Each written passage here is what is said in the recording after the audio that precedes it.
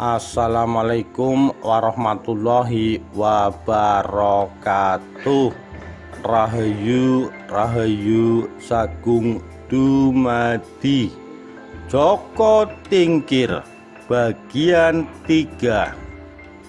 Kisah tragis gugurnya Raden Suryowiyoto atau Pangeran Sekar Sedo Lepen.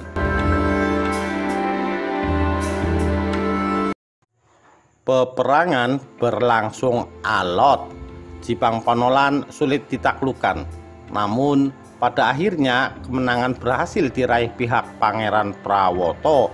Raden Suryowiyoto berhasil dipukul mundur dan harus melarikan diri dari Jipang Panolan.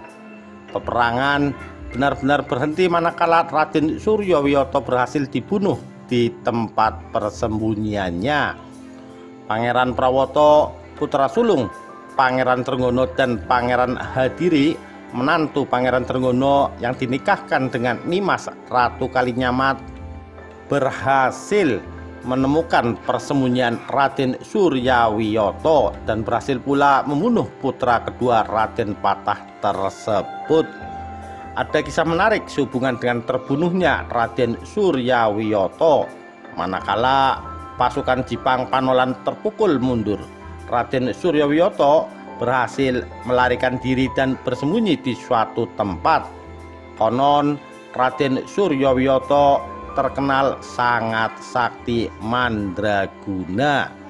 Tidak satupun senjata yang mampu melukainya, kecuali sebuah senjata pusaka yang dikenal dengan nama keris Kyai Brongot Setan Kober. Dan keris ini hanya dimiliki oleh Sunan Kudus dan tersimpan di pesantren Kudus. Pangeran Trenggono tahu akan rahasia ini. Dia mengatur siasat jitu untuk menumpas habis laskar Jipang Panolan. Pada suatu saat, Sunan Kudus tanpa ada kepentingan yang jelas dipanggil menghadap ke Demak Bintoro.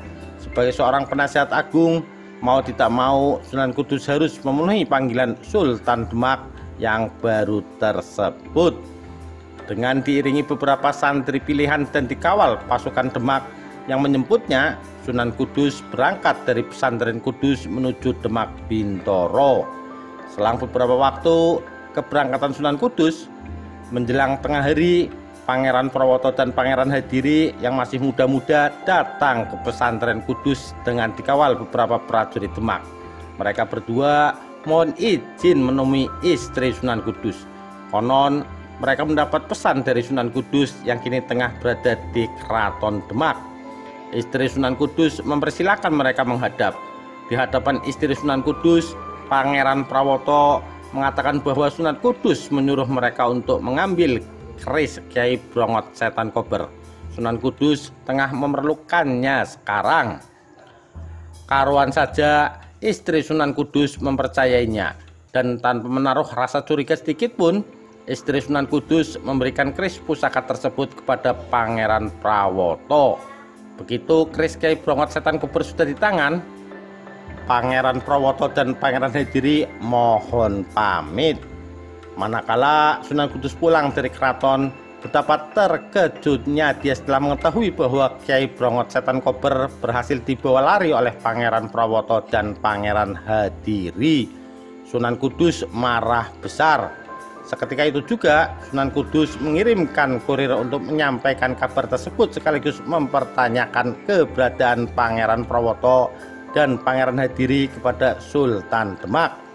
Namun Sultan Demak memberikan jawaban melalui kurir pula bahwasanya dia tidak tahu menau akan urusan tersebut.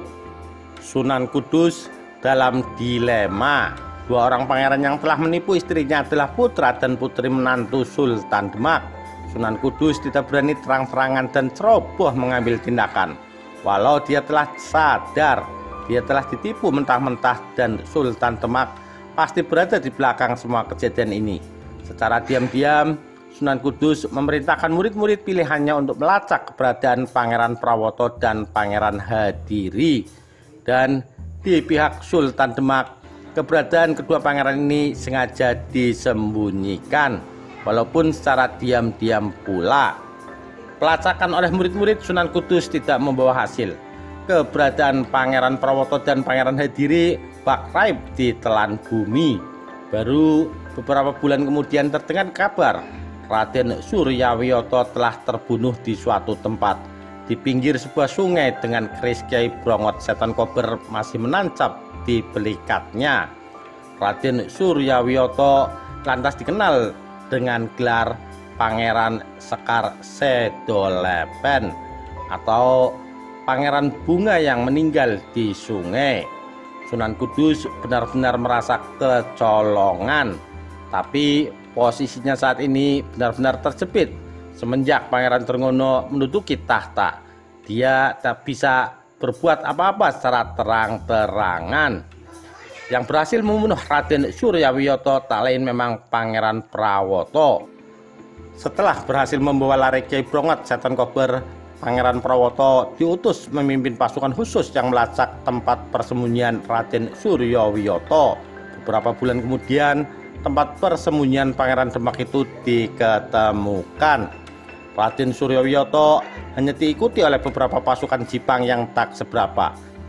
Dan beberapa pasukan ini bisa dilumpuhkan dengan mudah oleh pasukan khusus Demak.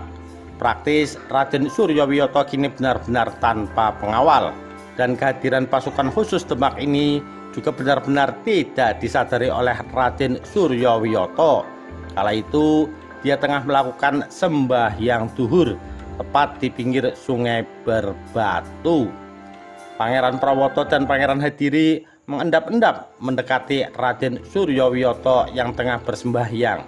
Suara derasnya aliran sungai benar-benar membantu menyamarkan gerakan kedua pangeran, sehingga tidak terdengar oleh Raden Suryawiyoto. Dan begitu sudah demikian dekat, Pangeran Prawoto menghunus keris Kyai Brongot Setan Kober dan segera menikam belikat Raden Suryawiyoto dari belakang. Tepat waktu itu Raden Suryawiyoto tengah dalam posisi duduk. Raden Suryawiyoto menjerit kesakitan, tubuhnya roboh ke samping, darah menyemburat dari belikatnya dan sebuah keris tertancap di sana. Dan mata Raden Suryawiyoto tertambat pada Pangeran Prawoto dan Pangeran Hadiri. Dengan mengerang marah, Raden Suryawiyoto berkata, "Prawoto, apa kamu buta?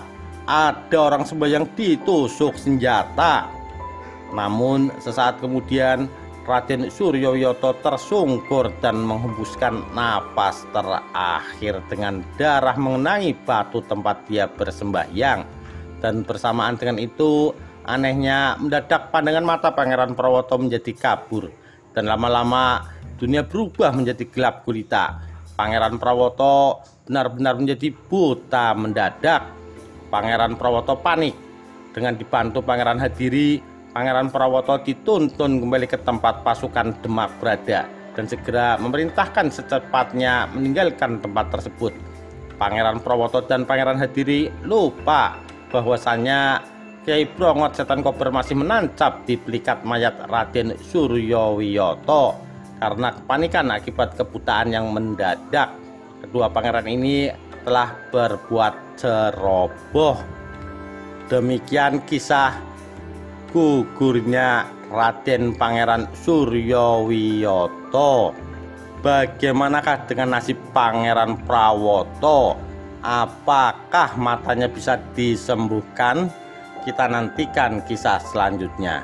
Sekian, terima kasih. Wassalamualaikum warahmatullahi wabarakatuh. Rahayu, Rahayu Sagung Dumadi.